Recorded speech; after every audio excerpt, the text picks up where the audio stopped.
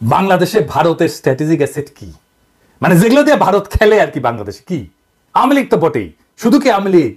প্রথম Alo, Daily Star, CPB, Udichi, Chhayanaut, Mostafa Sarwar Farooki, Asif Nazrul, TIB, দেখেন এমনকি বিএনপির মধ্যে তার স্ট্র্যাটেজিক অ্যাসেট আছে। বিএনপির মধ্যে ইন্ডিয়ান লোক আছে। বিএনপি 11 আগস্টে বলছে ক্ষমতায় গেলে ভারতের সাথে সম্পর্ক ভালো রাখবে, দেখেছেন? 2 ডিসেম্বর তারিখে বলছে মেজর হাফিজ কয়েকদিন আগে ভারতের সাথে বিএনপি সুসম্পর্ক চায়। আবার দেখেন 27 সেপ্টেম্বর বলছে বিএনপি ভারতের সাথে সম্পর্কের বরফ গলতে শুরু করছে। তো বরফ গলা শুরু করেছিল কখন? এটা 23 সেপ্টেম্বর ভারতীয় হাই কমিশনের সাথে আলাপের পরে ওটি থেকে গরম আনিছে, তারপরে বরফ গলিচ্ছে গলিচ্ছে গলিচ্ছে, বুঝছাও? তো কি আলাপ হয়েছে? কিছু বলছে আমাদের? কইছে কয় নাই, ক্যাঙ্কা করে বরফ গলিচ্ছে।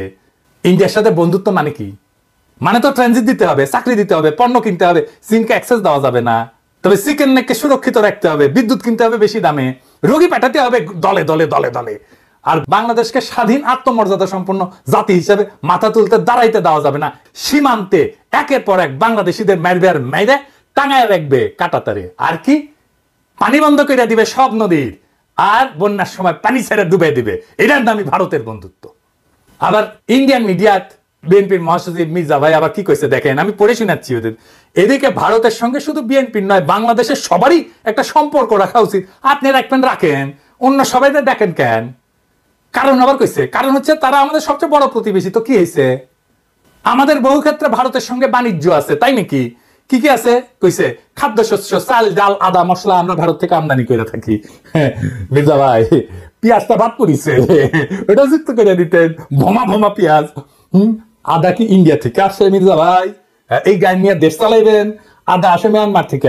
আপনার প্রিয় পত্রিকা প্রথম আলো রিপোর্ট দেখেন, এডিটর সাহেব দেখে দেন, কুটি লিখেছে মিয়ানমার থেকে আসে।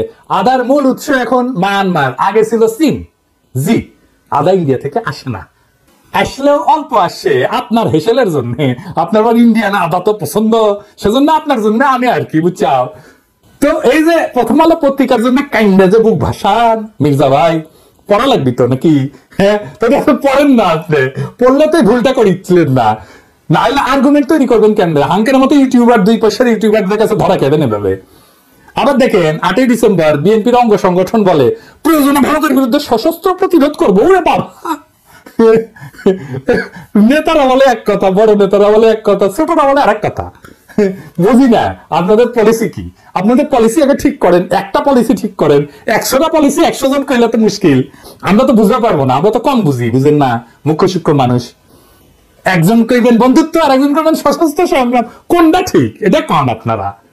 বিএনপির লোকেরা কয় সশস্ত্র সংগ্রাম করবে, আর এই বিএনপির লোকেরা আমার কয় উগ্রবাদী। দেখেছেন? হ্যাঁ, দেখেছেন কি অবস্থা? এই বিএনপি নাকি দেশ চালাবি। আচ্ছা, এবার আসেন জামাতের প্রসঙ্গে।